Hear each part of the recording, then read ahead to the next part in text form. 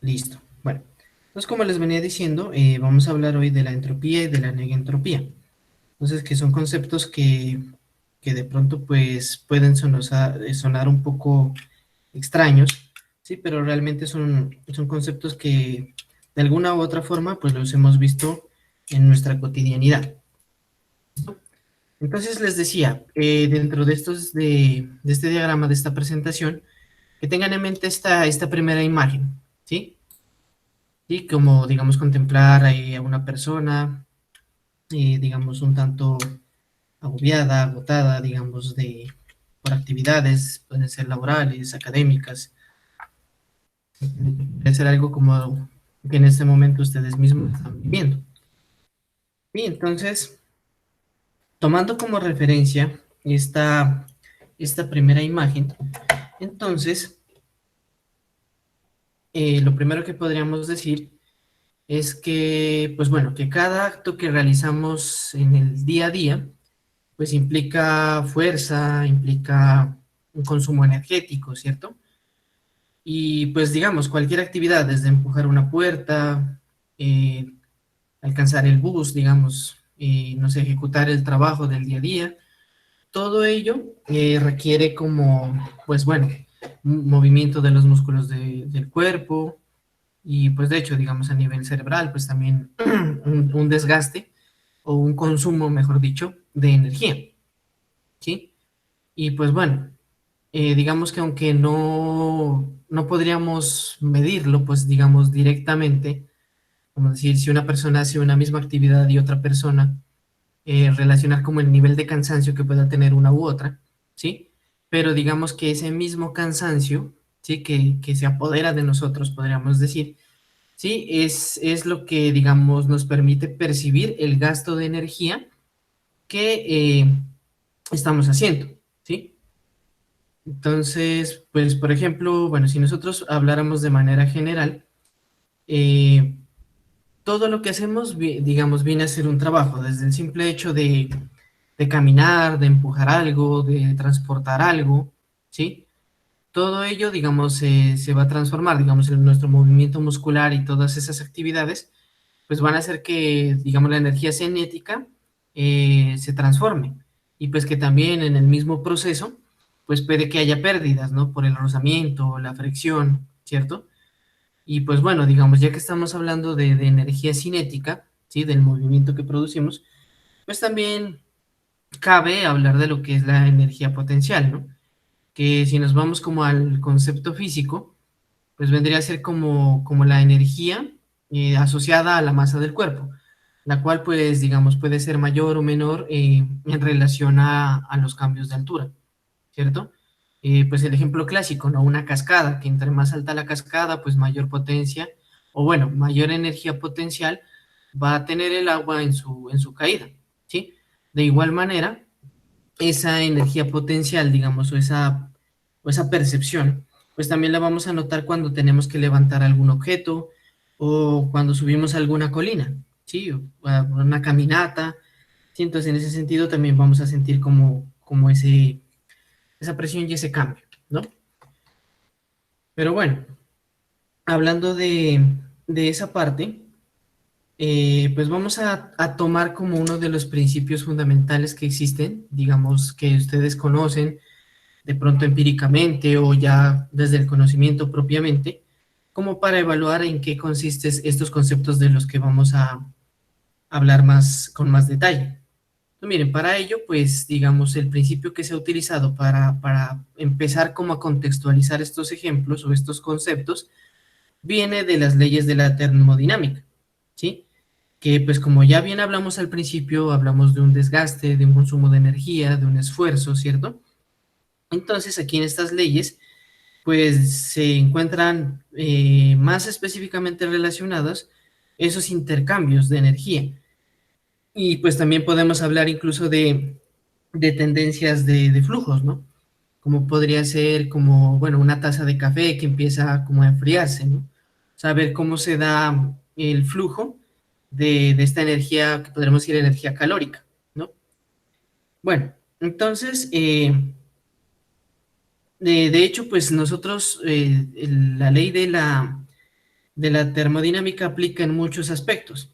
Incluso, digamos, el simple hecho de admirar un paisaje, admirar una escultura, o bueno, estudiar, llevar una investigación, manejar un equipo, una maquinaria, observar o sentarse, pues, digamos, a hacer un proceso de análisis, todo eso pues puede estar relacionado también.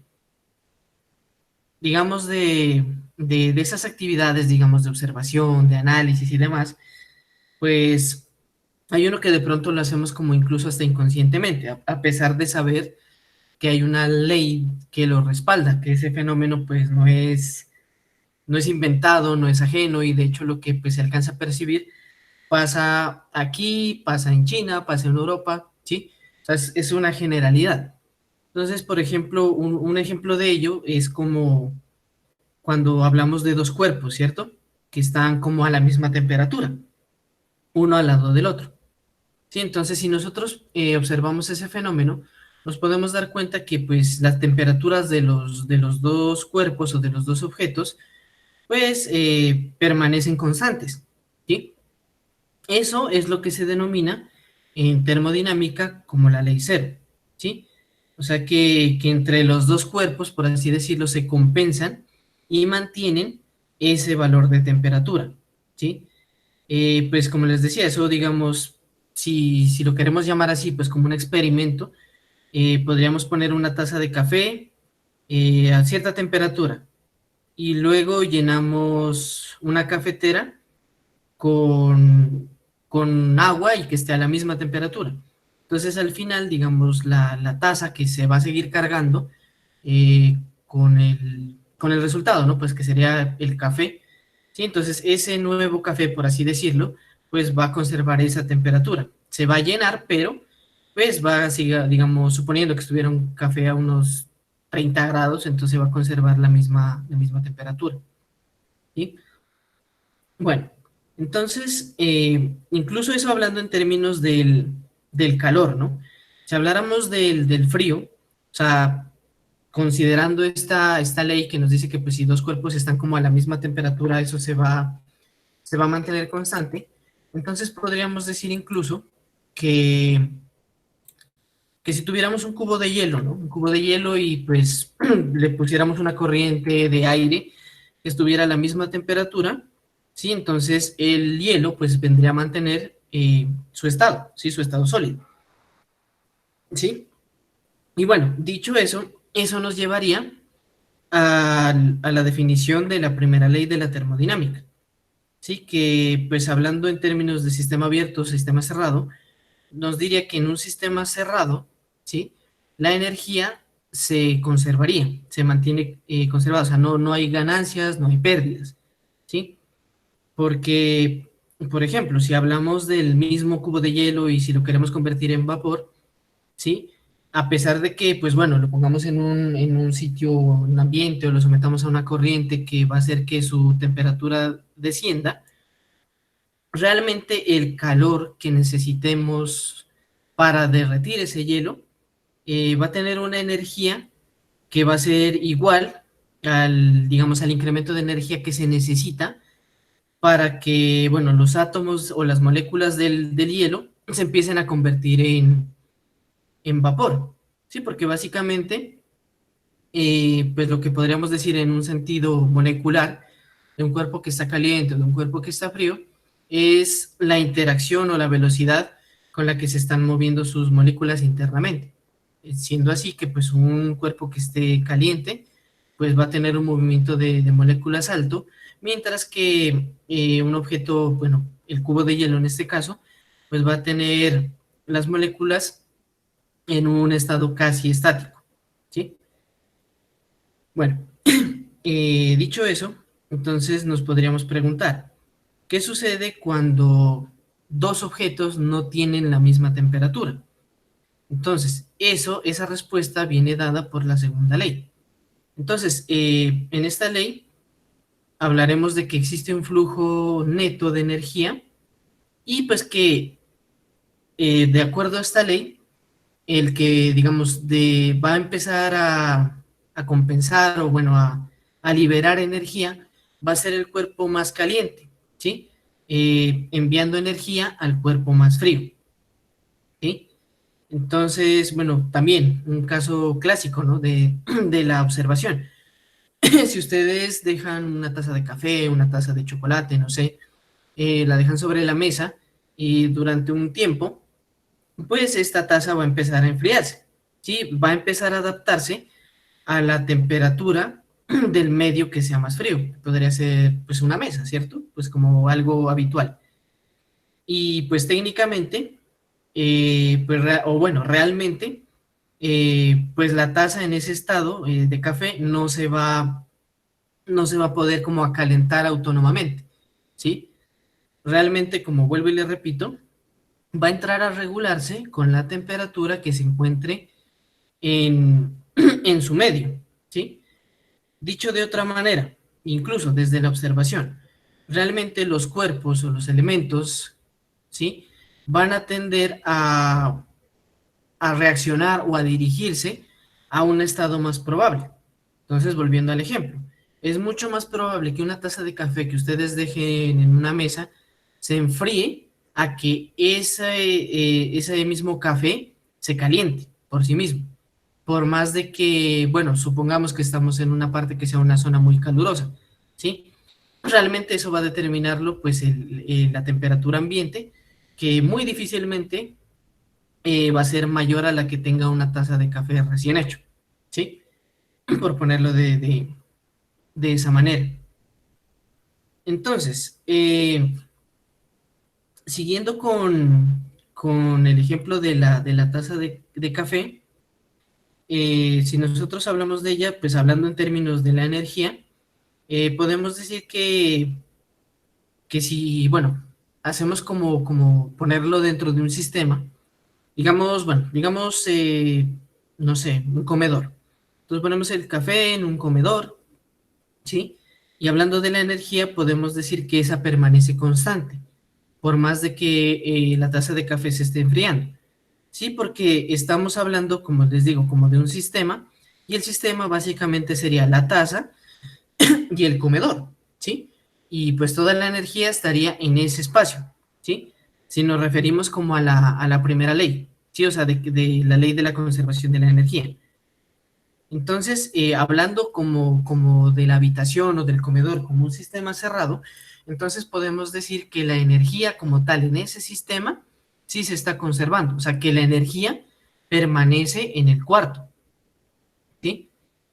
Pero, digamos, por más contradictorio que vaya a sonar lo que les voy a mencionar en este momento, eh, cuando el café empieza a enfriarse, ¿sí? O hablando pues de las moléculas del café y las moléculas del aire, eh, cuando este está caliente, pues, o sea, hay, como decíamos, hay un movimiento amplio de partículas, movimientos muy rápidos y pues digamos que se empiezan a chocar entre sí. Y pues bueno, si nosotros hablamos en particular del movimiento individual de cada molécula, pues podríamos decir que esos movimientos pues no se han reducido mucho comparado, perdón, comparado con la energía que estas moléculas tenían cuando el café estaba caliente. Entonces, ¿qué es lo que pasa en este sistema? ¿Sí? Resulta que cuando el café estaba caliente, por más, digamos, caótico y al azar que sean esos movimientos de las moléculas, había un flujo constante de energía, ¿sí? Es decir, que podríamos decir, hablando en términos de energía, que cuando el café estaba caliente, estaba en un estado ordenado, ¿sí? En una situación organizada, porque tenían un propósito, o sea, ese movimiento que incluso podríamos decir que es errático y demás de esas moléculas, tenía el propósito, que el propósito era concentrar el calor o la energía calórica del café, ¿sí? Entonces, ese era el propósito. Y pues bueno, básicamente esa energía se concentraba en una parte, o sea, que era mantener caliente el café, y otra parte de esa energía empezaba a fluir hacia afuera, ¿sí? Pero entonces, cuando el café ya se enfría, entra como en una condición de equilibrio, ¿sí? pero pues que podríamos decir que entra en un desorden molecular mucho más grande, ¿sí? Porque se tiende a reducir su orden, su ordenamiento, por lo que les decía, que básicamente se pierde, por decirlo de alguna manera también, se pierde el propósito, ¿sí? Entonces, es aquí donde nosotros ya empezamos a hablar de este concepto, lo que es la entropía. Entonces, miren, básicamente, y pues en relación al ejemplo que hemos venido manejando, la entropía entraría a definirse como un cambio de estado desde un punto más ordenado u organizado a uno contrario, o sea, a uno menos ordenado, menos organizado, ¿sí? Y básicamente ese cambio de estado, bueno, de un estado ordenado a un desordenado, es lo que se denomina entropía, es la cantidad que nosotros podemos definir y podemos medir, ¿sí? ¿Sí es claro, chicos? ¿O hay alguna pregunta hasta ahí?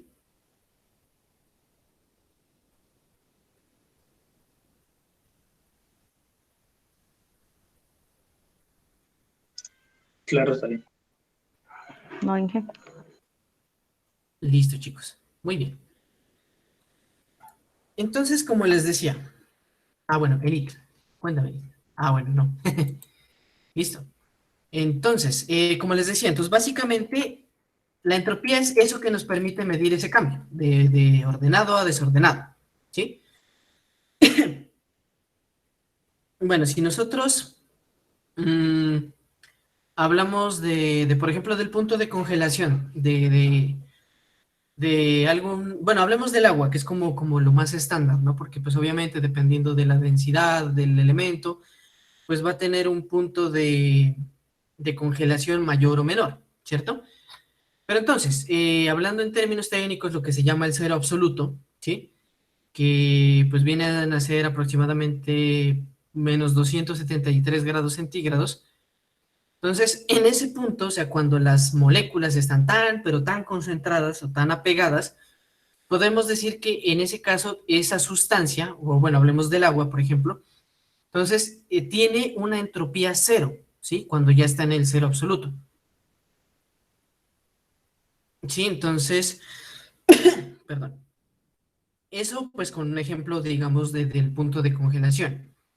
De otro lado, por ejemplo, si hablamos de un elemento sólido que pues se llega a fundir, ¿sí?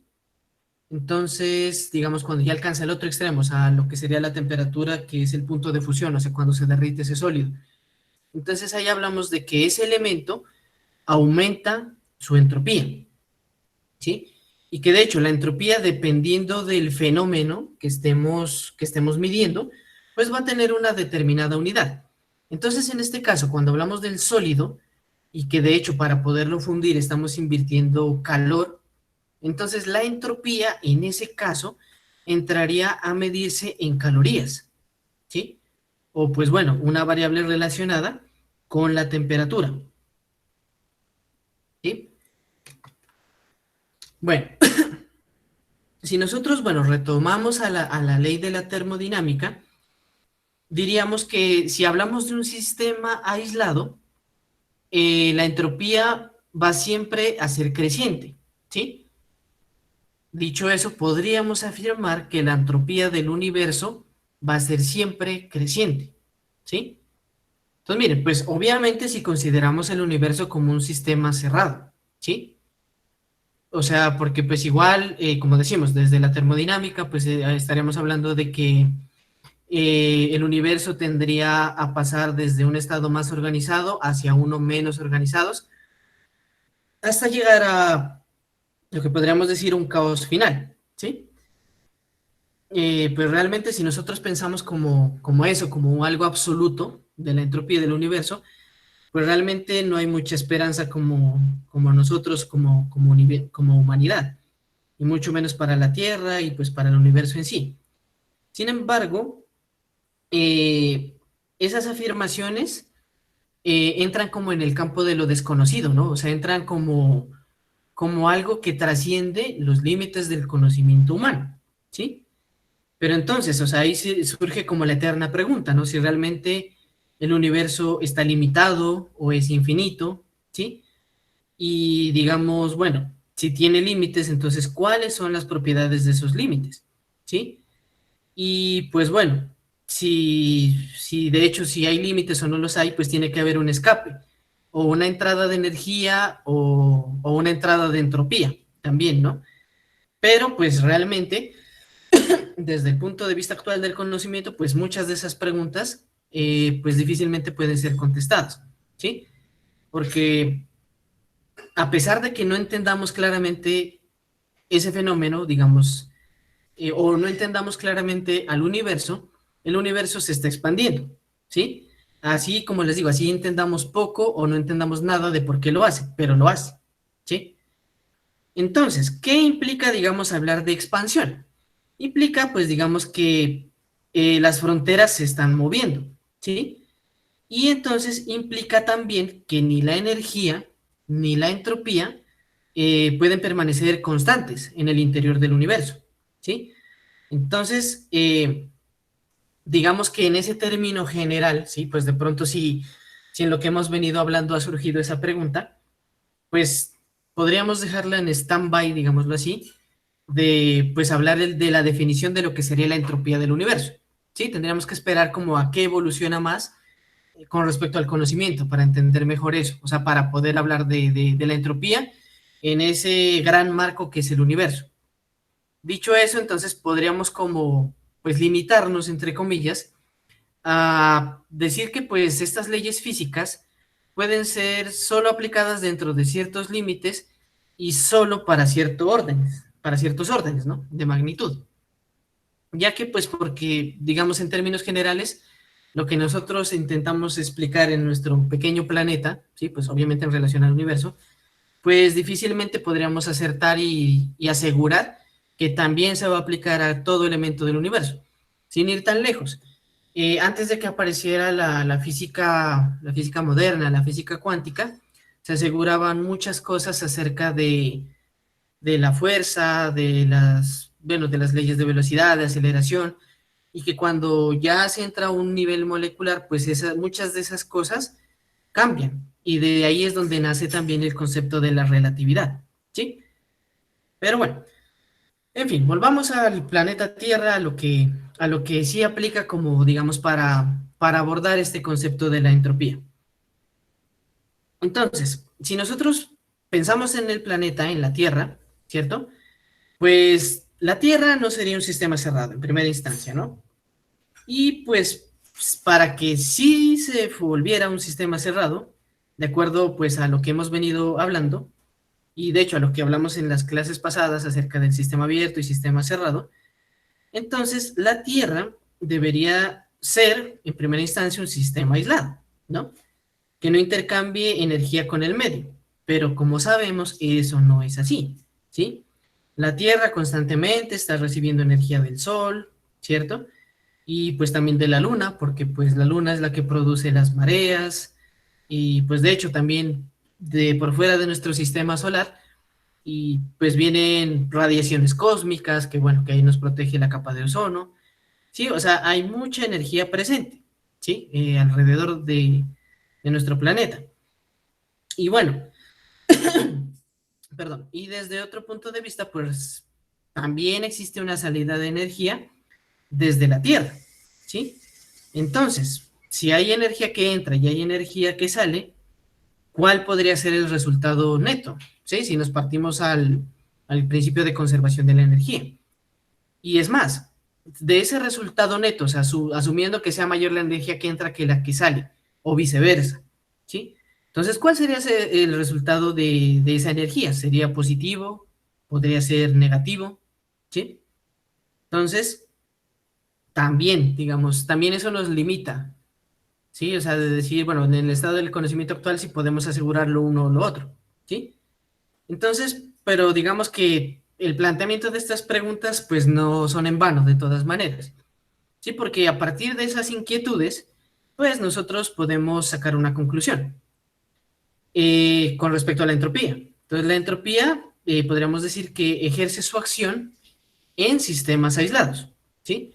Es decir, en sistemas que no intercambian o no comercian energía con su medio, ¿sí? Luego, digamos que podríamos asegurar que esos sistemas están condenados a lo que es el caos y la destrucción, ¿sí? Miren, si nosotros miramos pues las imágenes que tenemos aquí en la diapositiva, ¿sí? Pues bueno, en la primera tenemos las pirámides de Egipto, la Esfinge, ciertas esculturas que son muy antiguas y que pues si nosotros nos detenemos a mirar, pues realmente han sentido como el golpe del tiempo, la erosión, el viento, muchas cosas, ¿no? Y pues de hecho, eh, pensamos que, y bueno, partiendo a nuestra definición inicial de la segunda ley de la termodinámica, habíamos dicho que pues técnicamente los sistemas o los objetos van a tender a pasar a un estado el que sea el más probable, ¿cierto? Pero entonces, si nosotros vemos pues aquí la degradación que han tenido esas esculturas, eso nos muestra claramente los efectos de la entropía, ¿sí? Y pues bueno, el estado más probable de los elementos que conforman estas esculturas, pues realmente pues no es como la organización especial que se les ha dado como para dar forma a lo que nosotros podemos percibir, ¿sí? Realmente si nosotros pensamos, el estado más probable de esos ladrillos, de esos bloques, de todos esos elementos que han sido esculpidos y, digamos, ordenados de cierta manera para dar esa forma, el estado más probable para ellos va a ser volverse arena nuevamente, o bueno, volverse arcilla, ¿sí? Y, y pues finalmente, o sea, digamos, por más que sea roca o algo bastante sólido, pues su estado más probable, y de hecho la naturaleza lo va a llevar a ello, es la desintegración del mismo, ¿sí? Basado, como les digo, en el principio de la segunda ley, ¿sí? Incluso, digamos que pues basta con observar lo que se alcanza a percibir en algunos libros de cuál había sido la forma original de estas pirámides y de la esfinge, para ver en esta foto que ven en la diapositiva, pues cuáles han sido los efectos de la entropía sobre ellos, ¿sí? Entonces, incluso sin ir tan lejos, basta con observar lo que pasa con una casa, ¿sí? O una habitación. Pongamos que ustedes tienen una habitación en su casa y que pues no necesariamente pues que alguien entra a desordenarla o demás, ¿no? Simplemente dejarla cerrada. O, por ejemplo, su casa, irse de vacaciones, ¿sí? Y pues no, o sea, obviamente entre lo posible, que no entren ladrones ni nada, lo que su casa está ahí, sola, ¿sí? Y sin que haya intervención de absolutamente nadie, la casa, si ha pasado un tiempo prolongado, cuando regresen, pues van a encontrar que ya no está tan ordenada y mucho menos va a estar limpia, ¿sí? Y pues digamos que en ese sentido nosotros podríamos considerar esa habitación o esta casa como un sistema cerrado, ¿sí? Pero entonces, bueno, digamos que ahí podemos concretar eso con respecto de la entropía. ¿Qué afecta? Pues a eso, a sistemas aislados y ya hemos hablado de algunos ejemplos de sus efectos. Listo. Pero, ¿qué pasa con los sistemas abiertos o con los sistemas vivos? ¿Sí? Pues miren, cuando un sistema, pues no vivo, por decirlo de alguna manera, está aislado y se coloca en un medio constante, uniforme, pues muy pronto, sin haber movimiento ni nada, va a llegar a un punto muerto, ¿sí? Resultado de la fricción, el polvo, lo que decíamos, por ejemplo, de una habitación o de una casa, ¿sí? Y de hecho, pues también puede haber efectos de la humedad, ¿no? Si hay alguna fuga o si el clima donde está la casa, pues también está en una zona muy húmeda. Sí, o sea, que podemos decir que va a haber cambios químicos, pero que de igual manera, y bueno, y de hecho de temperatura, que van a llegar a un punto donde se van a hacer uniformes, ¿sí? Y pues una vez que han alcanzado esa uniformidad, pues van a alcanzar, bueno, por llamarlo de alguna manera, van a caer en agonía y van a morir, ¿sí? Transformándose en algo inerte, una materia inerte, ¿sí? Entonces van a llegar a alcanzar un estado que podríamos llamar permanente, ¿sí? Donde ya no va a haber ningún efecto que pueda considerarse observable. Entonces, eso es lo que los físicos han llegado a denominar como equilibrio termodinámico o pues también el estado de máxima entropía. Entonces, a la pregunta que tenemos en la diapositiva, ¿cómo logra un organismo viviente evitar ese decaimiento que se observa en los sistemas cerrados? Pues la respuesta es muy sencilla. Si nosotros hablamos de nosotros como individuos, como seres vivos, pues ¿cómo evitamos nosotros caer en esa degradación, digamos, en ese estado de máxima entropía? Pues es muy sencillo. Comiendo, bebiendo, respirando, ¿sí? Si hablamos de una planta, pues asimilando nutrientes, recibiendo el sol, ¿sí? Y pues bueno, hablando de esos dos ejemplos, el término más preciso para definir esas actividades de, entre comillas, supervivencia o de conservación, es lo que llamamos metabolismo, ¿sí? De hecho, metabolismo viene de una palabra griega que significa, como tenemos aquí en la presentación, significa cambio o intercambio, ¿sí? Pero entonces, ¿cambio de qué o qué? ¿Cierto? ¿Cuál es ese cambio? Originalmente, eh, pues sería cambio de materia, ¿no? Cambio de materias.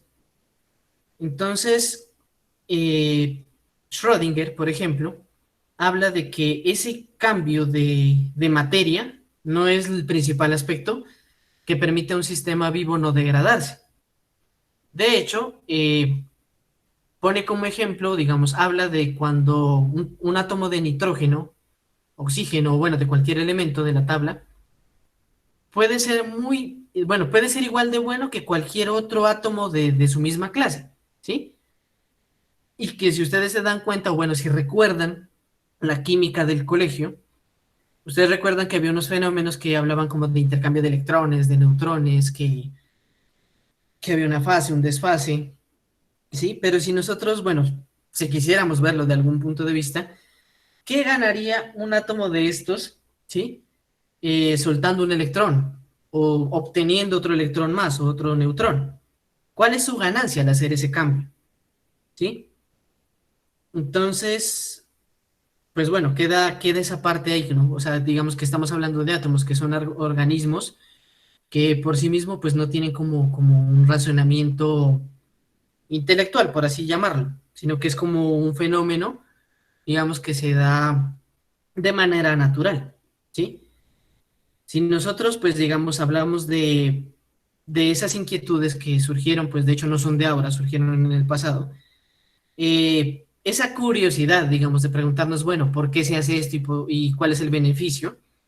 Pues literalmente fue silenciado, digamos, por eso, por, digamos, la ley de la conservación de la energía.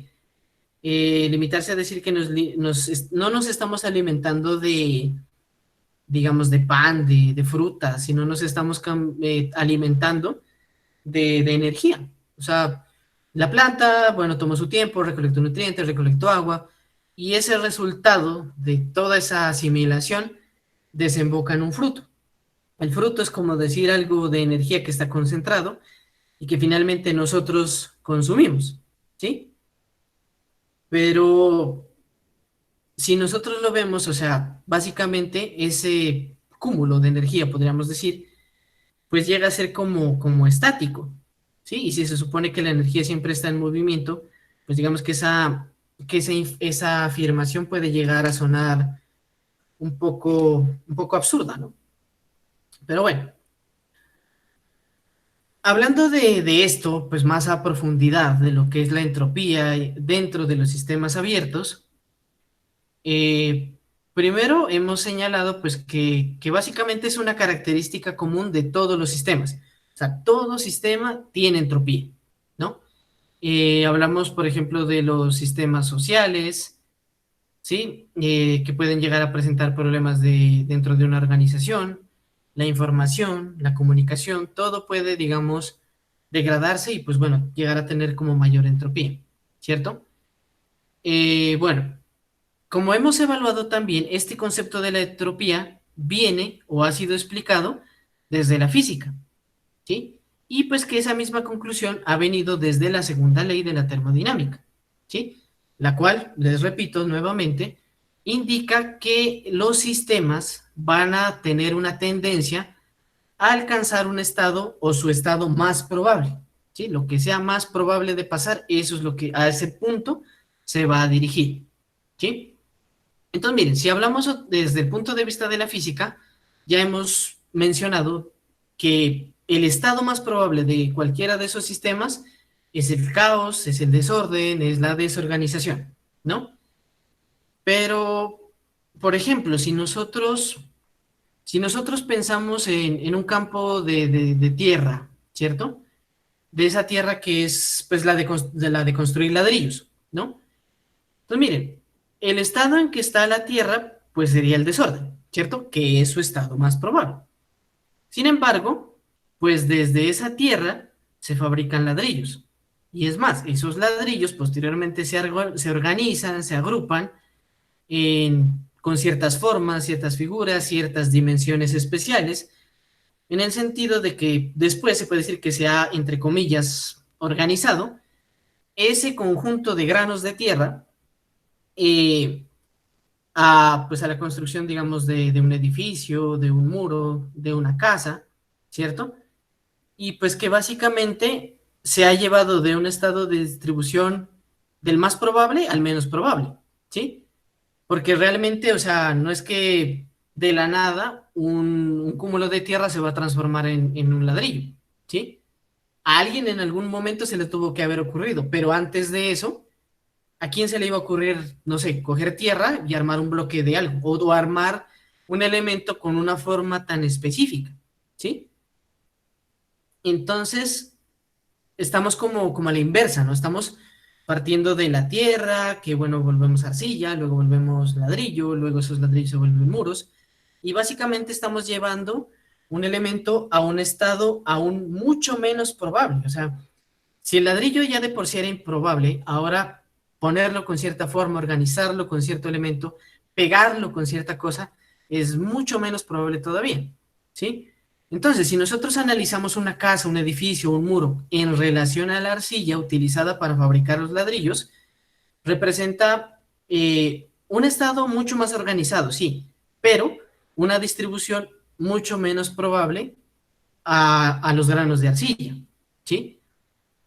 Entonces, ahora sí, si seguimos con el mismo ejemplo, observamos que la acción del tiempo sobre el edificio, sobre la casa, sobre el muro, pues entraremos a ver que la tendencia de esos ladrillos va a ser, pues, desintegrarse, ¿sí? O sea, que pasando el tiempo va a perder la organización y pues tarde o temprano va a terminar volver a transformarse nuevamente en polvo o en arcilla, llegando ahora sí a su estado más probable, que viene a ser pues el estado natural donde uno encuentra, como uno encuentra ese elemento, ¿sí? Entonces, esa desintegración es el efecto de la entropía, ¿sí? Miren, entonces eso con respecto a eso. Si hablamos del otro lado, o sea, si ya extendemos el concepto a un sistema social, ¿sí? Que estén cumpliendo, pues, bueno, compuesto por personas que cumplan un papel determinado. Bueno, podemos poner el ejemplo que tenemos en la imagen. Digamos un grupo de personas que se reúne para observar un partido de fútbol, ¿sí? En un estadio. Entonces, desde el punto de vista de cómo están distribuidos, podríamos decir que están ordenados de acuerdo a su distribución más probable, o sea, de acuerdo a, pues digamos que están alineadas las sillas, las tarimas y todo eso, entonces eso, digamos, de alguna manera, va a distribuirlos en cierto orden, ¿cierto? Y pues bueno, si nos concentramos nuevamente en los hinchas, ¿sí? Entrarían a tener una función inicial de observadores, ¿no? Pues van a ver el partido, ¿cierto? Y pues bueno, que digamos que todos con ese objetivo en común tendrían a ser un grupo de individuos uniformes y pues en algún sentido van a estar simétricos, ¿no? De hecho, si uno ve transmisiones, pues desde lejos se ve bastante alineado, ¿sí? Pero entonces, si lo relacionamos como con el ejemplo, digamos, en términos de sistemas, podría ser un sistema bastante sencillo, pero sería como tener un costal de tierra o de arcilla, ¿no? Entonces, bueno, volvamos al ejemplo de los hinchas. Bueno, suponemos que estas personas, bueno, se pueden reunir y luego proceden a organizarse. ¿Cómo sería esa organización? Por ejemplo, digamos que un grupo de hinchas se programen a ir a todos los partidos siempre, o incluso dentro de su grupo de hinchas, pues nombrar ciertos cargos.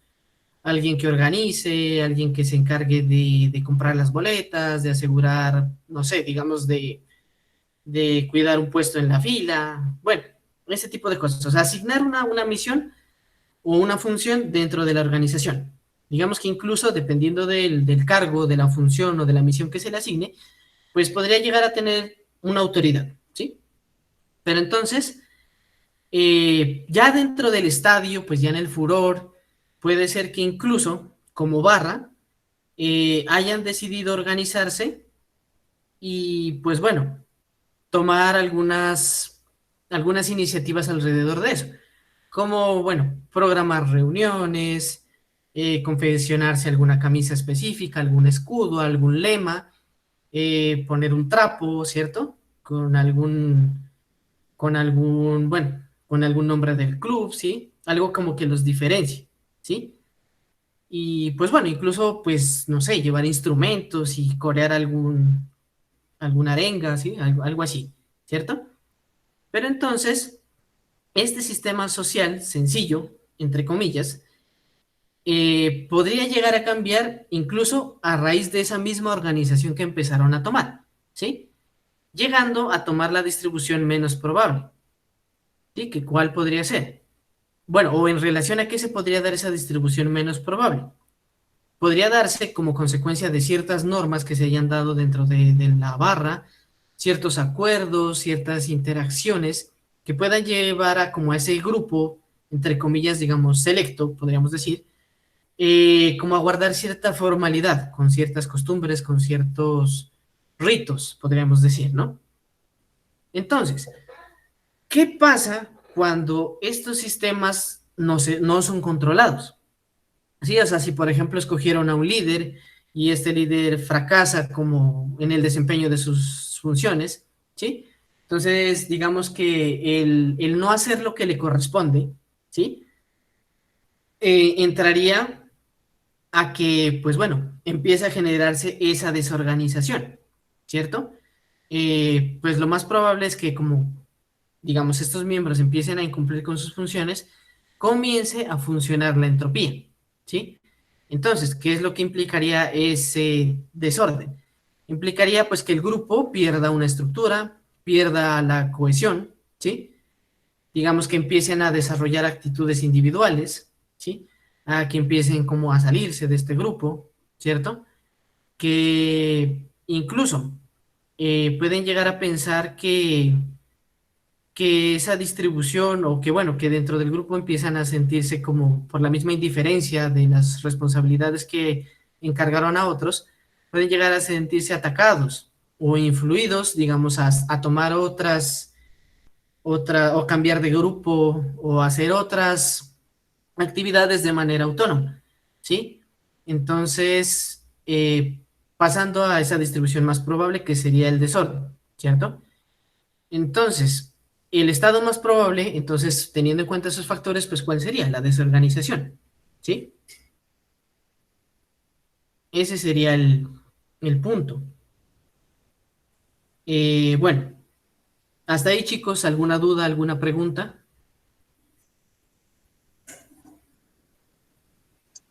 No, ninguna está. Se nota que está viendo la novela, ¿no, profe?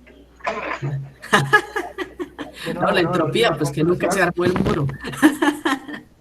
¿Cómo decir la última conclusión? O sea, la entropía es desorganización. Sí, o sea, pues que como al principio empezamos a hablar de que pues se daba en sistemas aislados y que todo era caos. Pero incluso, miren, si nosotros hablamos de seres vivos, ¿sí? De hecho, extendemos el concepto de la entropía desde el punto de vista físico al punto de vista social, ¿sí? Incluso, digamos, podríamos extenderlo más adelante, bueno, cuando continuemos con el tema, al punto de vista del conocimiento, de las comunicaciones, ¿cierto? Pero como tal, digamos, en ese sentido, pues lo que técnicamente pues no es fácil, sino de que digamos que sí es concluyente con respecto a la entropía, es su estado final. El caos, el desorden, la desorganización. Sí, ese es como el resultado final. Y por eso les digo que ese concepto entra a ser como contradictorio. Sí, porque pues básicamente ese estado de desequilibrio es el estado pues ideal, digámoslo así, o es un estado que se considera como desequilibrado. Sí, digamos que la actividad, el movimiento, lo que llamamos nosotros organización, el estado de menor entropía es como lo que para percepción está bien, pero no es el estado final ni es el estado ideal. De hecho, digamos, podríamos llegar a decir que no es como el estado o como no es el orden natural de las cosas. ¿Sí? Algo así.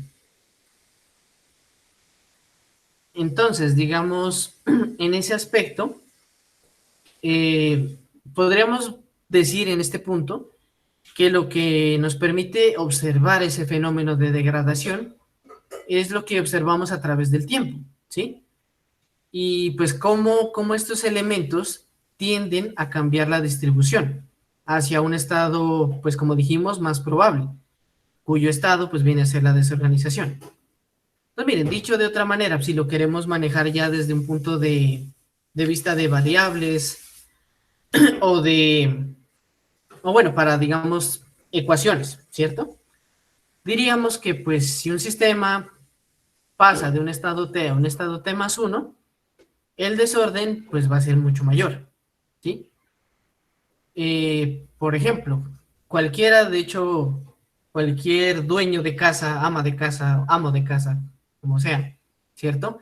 Sabe todo el trabajo que cuesta mantener una casa en un estado de orden, ¿sí? Y de hecho, desde ese punto de vista, lo fácil que puede llegar a ser o lo fácil que puede llegar a presentarse el desorden, ¿sí? Ni siquiera es necesario hacer algo, o sea, de hecho, basta con no hacer absolutamente nada por un par de días para que la casa empiece a desordenarse por sí misma, ¿sí? De hecho, en un ejercicio, si ustedes ven, bueno, una marcha de soldados, ¿sí? Ordenada, ¿cierto? Que es un orden que se ha logrado después de bastante esfuerzo, bastante tiempo, y que se degenera rápidamente una vez se pierde la disciplina, con que alguno empieza a charlar con el otro y la recocha y empujarse, hasta ahí llegó el orden, ¿sí? Y pues como les digo, la cuestión de disciplina. Pues miren, la ley de la entropía entonces nos dice que esta entropía es creciente, ¿sí? Es decir, que conforme va pasando el tiempo, pues esta entropía va en aumento, ¿sí? Y dentro de ese aumento, pues los sistemas empiezan a pasar por diferentes estados, cada uno más desordenado, más caótico que el anterior, ¿sí? Sin embargo, de la simple observación en el transcurso de la historia de numerosos sistemas, parece contradecir ese aspecto tan general que hemos mencionado y que hemos visto hasta el momento de la ley de la entropía. Por ejemplo, si hablamos a nivel de instituciones, hablemos, bueno, por ejemplo, de la Iglesia Católica, ¿cierto? O sea, pues bueno, de pronto no lo podemos asegurar en los últimos años, pero bueno, desde su crecimiento, ya pues al cabo de 2000 años de existencia, pues no tiene un grado alto o aparentemente alto de desorganización que lo pueda llevar al caos, ¿cierto? De hecho, pues nosotros podemos ver países, podemos ver empresas, familias incluso, que pues han perdurado mucho durante el tiempo, ¿sí?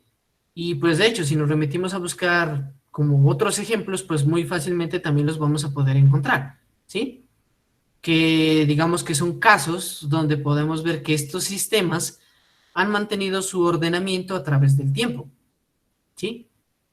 Y pues aún se presentan también otros casos en donde, al contrario, el tiempo ha tendido a solidificarlos más. sea, que parecen que estos sistemas, conforme más pasa el tiempo, se organizan mejor y pasan de un estado a otro, o sea, digamos, hacia arriba, o sea, mejorando, ¿sí? Sin embargo, pues bueno, esta aparente contradicción o violación a la ley de la entropía es más aparente que real, ¿sí? Porque pues podemos concluir que todos estos sistemas que hemos mencionado, que pues aparentemente contradicen esta ley, poseen una característica en común, que todos ellos son sistemas vivos, ¿sí? Y más general aún de esa característica en común es que todos esos sistemas son sistemas abiertos. ¿Sí? Hasta ahí, chicos, ¿alguna pregunta, alguna duda?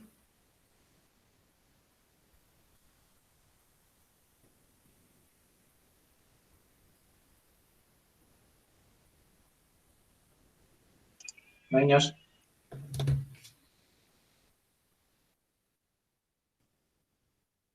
Listo, chicos.